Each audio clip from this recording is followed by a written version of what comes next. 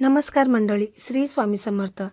तर मंडळी, तुमच्या किंवा तुमच्या मुलींच्या लग्नात वारंवार अडचणी येत आहेत का? वय वाढत चालले आहे पण योग्य स्थळ चालून येत नाही. काळजी करू नका. आज मी तुम्हाला एकदम साधा, सोपा परंतु अत्यंत प्रभावी उपाय सांगणार आहे. कारण अधिक मास आलेला आहे आणि यामध्ये कमला एकादशी, जिला आपण प्रबोधिनी एकादशी असं देखील म्हणतो, तर योग खूप असा शुभ संयोग जुळून आलेला आहे. आणि या दिवशी जर आपण काही उपाय आपल्या मुलांच्या लग्नात जे काही येणारे अडथळे दूर करण्यासाठी काही उपाय करू, तर त्याचा 1001% फळ आपल्याला प्राप्त होणार आहेत. आणि जे उपाय करू त्याचा देखील आपल्याला लाभ होणार आहे. तर मंडळी, आपल्याला ह्या एकादशीच्या दिवशी एकदम साधा सोपा उपाय करायचा आहे. फक्त आपल्याला 11 कमळगट्टे लागणार आहेत. तर हा उपाय केल्याने मुलांच्या कुंडलीमध्ये जो काही मंगल दोष आहे, राहू केतू, कालसर्पदोष असेल तर ते दूर होऊन मुलांचं लग्न हे लवकरात लवकर ठरत असतं. कारण अधिक महिन्यामध्ये केलेले पुण्य हे 1000 पट, अडथळे 1000 पट वेगाने दूर होतात.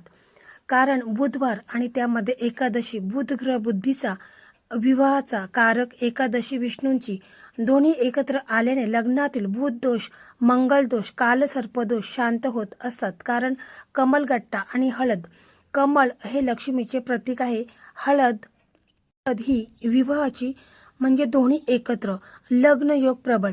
तर सुहासिनी ताईंनी मला काल व्हिडिओमध्ये कमेंट केली होती की ताई, मंगल दोषवरती तुम्ही काही उपाय करू शकता का? तर त्यांच्यासाठी देखील आणि आपले नवीन व्ह्यूअर्स असतील किंवा अगोदरचे आपले सबस्क्रायबर असेल त्यांच्यासाठीच मी हा व्हिडिओ अपलोड करणार आहे.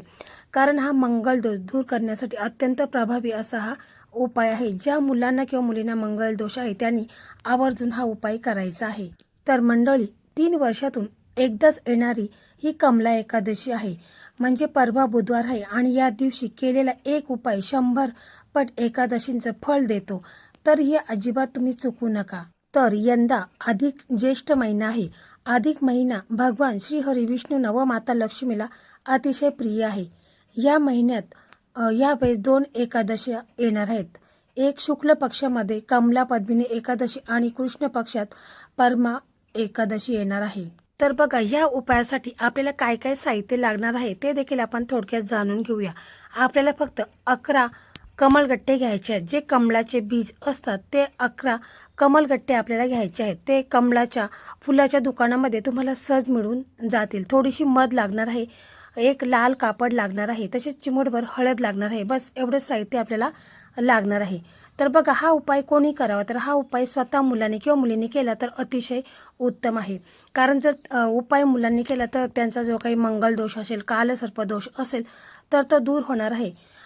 यामुळे बघा, मुलांनी स्वतः केला तरी चालेल. जर मुलांना शक्य नसेल, म्हणजे मुलं बाहेर राहत असतील जॉब निमित्ताने, व्यवसाय निमित्ताने, तर मग मुलाच्या आई वडिलांनी मुलांच्या लग्नासाठी हा उपाय करायचा आहे. मुलाची आई करू शकते, बहीण करू शकते, मुलाची बहिणी करू शकते, कोणीही हा उपाय मुलांसाठी करायचा आहे.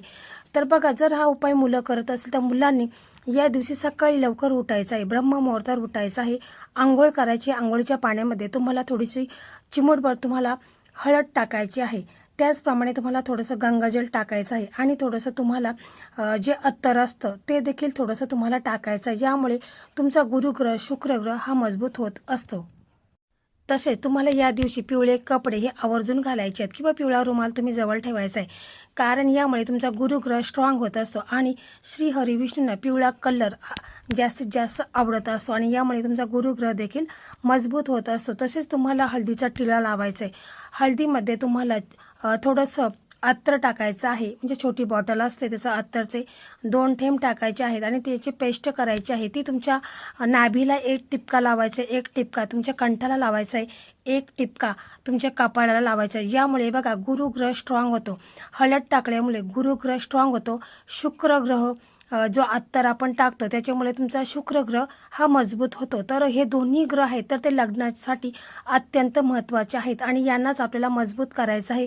यामुळे लग्नातील सर्व अडथळे आहेत तर ते दूर होत असतात. तसं तुम्हाला सूर्यदेवांना अर्घ्य द्यायचा आहे. मी तुम्हाला नेहमी सांगते, कारण बघा, आपल्या समाजामध्ये मान सन्मान मिळत असतो, तसेच आपला शुक्रग्रह देखील मजबूत होत असतो. म्हणून तुम्ही सूर्यदेवांना अर्घ्य द्यायचा आहे.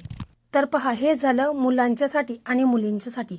जर मुलाचे आई वडील हा उपाय करत असेल आपल्या मुलांच्या लग्नासाठी, तर आई वडिलांनी देखील सकाळी लवकर उठायचं आहे, आंघोळ वगैरे करून घ्यायचे. आपल्या देवघरासमोर आपण बसायचं आहे, एक आसन टाकायचं आहे, बसायचं आहे. आणि मग आपल्या देवघरामध्ये तुम्हाला एक तुपाचा दिवा लावायचा आहे, अगरबत्ती लावायची आहेत. त्याच्यानंतर बघा, एकादशी असल्यामुळे तुम्हाला श्री हरिविष्णू माता लक्ष्मी, तसेच आपले देवघरामध्ये जे देवी देवता आहेत, आपले जे इष्टदेव आहेत, कुलदैवत आहेत, श्री स्वामी समर्थ महाराज आहेत, गणपती बाप्पा आहेत, तर यांना देखील तुम्ही अभिषेक वगैरे करून घ्यायचा आहे. त्यांना त्यांच्या आवडीच्या ज्या काही वस्तू आहेत, म्हणजे पिवळी फुले आहेत, पिवळी मिठाई आहे, गुळ खोबऱ्याचं नैवेद्य आहे, तर ते तुम्हाला त्यांना दाखवायचं आहे. आणि मग त्याच्यानंतर तुम्हाला प्रार्थना करायची आहे श्री हरिविष्णू माता लक्ष्मीला, की माझ्या मुलांच्या कुंडलीमध्ये जो काही मंगल दोष आहे, कालसर्प दोष आहे, राहू केतू शनीची काही साडेसाती असेल, तर ती दूर होऊन माझ्या मुलांचं लग्न हे लवकरात लवकर ठरू द्या. म्हणजे अधिक महिना संपल्यानंतर माझ्या मुलांचं लग्न लवकरात लवकर होऊ द्या, असं तुम्हाला पूर्ण श्रद्धेने विश्वासाने तुम्हाला श्री हरिविष्णू माता लक्ष्मीला प्रार्थना करायची आहे. समजा मुलं जर असेल तर मुलांनी अशा प्रकारेच देवघरामध्ये आपले जे इष्टदेव आहेत, कुलदैवत आहेत, श्री स्वामी समर्थ महाराज आहेत, श्री हरिविष्णू माता लक्ष्मी यांना प्रार्थना करायची आहे की माझ्या लग्नामध्ये जे काही विघ्न येतात, लग्नात काही ना काही प्रॉब्लेम, अडचणी, समस्या आहेत, कुंडलीमध्ये मंगल दोष आहे, तर तो दूर होऊन माझं लग्न हे लवकरात लवकर व्हावे. त्याच्यानंतर आपण एक प्लेट घ्यायची आहे. त्या प्लेटमध्ये 11 कमलगट्टे तुम्हाला घ्यायचे आहेत, म्हणजे कमलगट्ट्याच्या बिया तुम्हाला घ्यायच्या आहेत. आणि मग त्याच्यानंतर तुम्हाला थोडीशी मध घ्यायची आहे, चिमूटभर हळद घ्यायची आहे. आणि ती मध आहे तर ती तुम्हाला कमलगट्ट्यांना लावायची आहे, चिमूटभर हळद लावायची आहे. आणि ते 11 कमलगट्टे आहेत तर ते तुम्हाला श्री हरिविष्णू माता लक्ष्मीचा फोटो तुमच्याकडे असेल, मूर्ती असेल, तर तिथे तुम्हाला एक कमलगट्टा अर्पण करायचा आहे. आणि ओम नमो भगवते वासुदेवाय, ओम नमो भगवते वासुदेवाय असं तुम्हाला 11 वेळा बोलायचं आहे. आणि ते 11 कमलगट्टे श्री हरिविष्णू माता लक्ष्मीच्या चरणापाशी तुम्हाला ते अर्पण करायचं आहे. आणि मग त्याच्यानंतर तुम्हाला श्री हरिविष्णू माता लक्ष्मीला प्रार्थना करायची आहे की माझ्या मुलांच्या कुंडलीमध्ये जो काही मंगल दोष आहे, कालसर्प दोष आहे, ते सर्व दूर होऊन माझ्या मुलांचं लग्न हे लवकरात लवकर व्हावे, असं आई वडिलांनी मुलांच्यासाठी बोलायचं आहे. जर मुलं हा उपाय करत असेल तर मुलांनी देखील अशा प्रकारेच बोलायचं आहे की माझ्या कुंडलीमध्ये जो काही नजरदोष आहे, पितृदोष आहे, मंगल दोष आहे, ते दूर होऊन माझं लग्न हे लवकरात लवकर व्हावे, असं मुलांनी बोलायचं आहे. तर बघा, कमलगट्टे हे माता लक्ष्मीला आकर्षित करतात. मधाचा संबंध मंगल ग्रहाशी आहे. आणि ज्या मुलांच्या कुंडलीमध्ये मंगल दोष आहे तर त्यांनी आवर्जून हा उपाय करायचा आहे. आणि बघा, विष्णूचा देखील आशीर्वाद तुम्हाला प्राप्त होईल, म्हणजे श्री हरिविष्णूंचा तुम्हाला आशीर्वाद प्राप्त होईल. हा उपाय केल्याने कुंडलीमधील मंगल दोष, शनी दोष हे सर्व दूर होत असतात आणि मुलांच्या कुंडलीमध्ये लग्नाचे योग देखील निर्माण होत असतात. तसेच बघा, श्री हरिविष्णू माता लक्ष्मीची तुम्ही विधिवत पूजा वगैरे करायची आहे, धूप दीप दाखवायचे आहे, त्यांना त्यांच्या आवडीची पिवळी फुले आहेत ती ठेवायची आहेत, पिवळी मिठाई आहे तर ती देखील तुम्हाला ठेवायची आहे. फक्त बघा, हा उपाय आहे तर हा उपाय पूर्ण श्रद्धेने तुम्हाला करायचा आहे. पूर्ण मनामध्ये श्रद्धा, विश्वास असणे फार महत्त्वाचं आहे. कारण कोणताही उपाय तुम्ही करत असाल आणि तुमच्या मनात श्रद्धाच नसेल तर तो उपाय आपला कसा काही सक्सेस होईल, तो होणारच नाही. म्हणून मनामध्ये पूर्ण आपण विश्वास ठेवायचा आहे. कारण यामुळे बघा, 30 दिवसाच्या आतमध्येच तुम्हाला कुठून तरी चांगली बोलणी सुरू होईल आणि मुलांचं लग्न नक्कीच ठरेल. यंदा 3 वर्षांनी अतिशय दुर्मिळ असा अधिक मास आणि कमला एकादशी म्हणजेच पद्मिनी एकादशी यांचा महासंयोग आला आहे. आणि हा दिवस मुला मुलींच्या विवाहातील अडचणी दूर करण्यासाठी आणि कुंडलीतील जे काही दोष आहेत, मंगल दोष आहे, कालसर्प दोष आहे, तर ते मिटवण्यासाठी सर्वोत्तम मानला जातो. तसेच बघा, या दिवशी, या एकादशीच्या दिवशी तुम्ही उपवास आवर्जून ठेवायचा आहे. कारण जेवढ्या वर्षभराच्या एकादशी आहे त्याचं फल तुम्हाला प्राप्त होणार आहे. तर बघा, 27 मेचा तुम्ही उपवास करू शकता आणि तो उपवास 28 मेला सकाळी सूर्योदयानंतरच तुम्हाला सोडायचा आहे.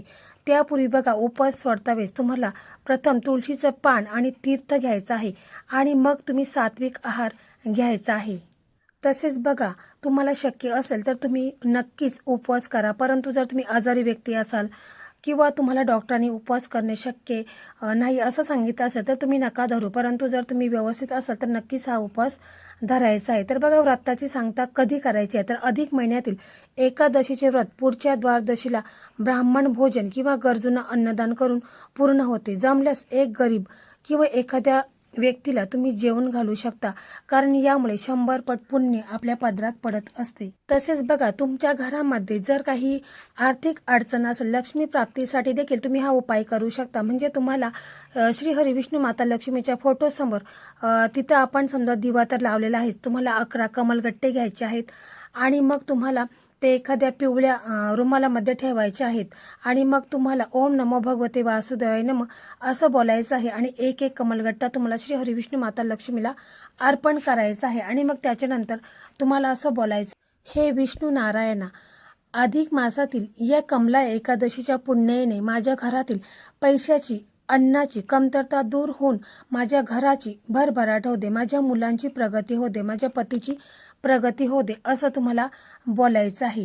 कारण ही एकादशी खूप अशी महत्त्वाची आहे आणि म्हणून आपण हा उपाय करायचा आहे. तर बघा, हे सर्व झाल्यानंतर म्हणजे आपल्याला दुसऱ्या दिवशी काय करायचं आहे की हे जे आपण 11 कमलगट्टे एका पिवळ्या कापडामध्ये ठेवलेले आहेत, तर ते तुम्हाला त्याची पोटली बनवायची आहे आणि ती तुम्हाला तुमच्या देवघरामध्ये ठेवायची आहे.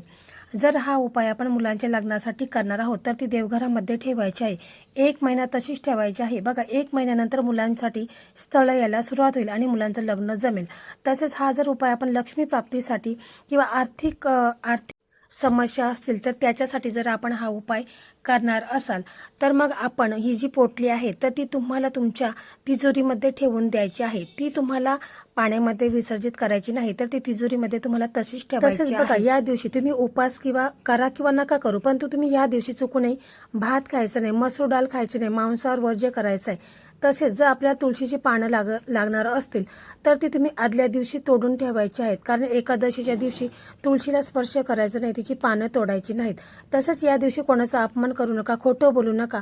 आणि या महिन्यामध्ये कारण असं म्हणतात की या महिन्यामध्ये पाप आहे तर ते देखील 100 पट अधिक लागत असतं. जसं पुण्य 100 पट लागत असतं तसं पाप देखील 100 पट लागत असं, म्हणून अधिक महिन्यामध्ये चुकूनही या गोष्टी करायच्या नाहीत. तर मंडळी, फक्त विश्वास आणि श्रद्धेने तुम्ही हा उपाय करून बघा. काही दिवसातच तुम्हाला मुलांच्यासाठी स्थळ यायला सुरुवात होईल आणि अधिक महिना संपल्यानंतर मुलांचं लग्न देखील ठरेल.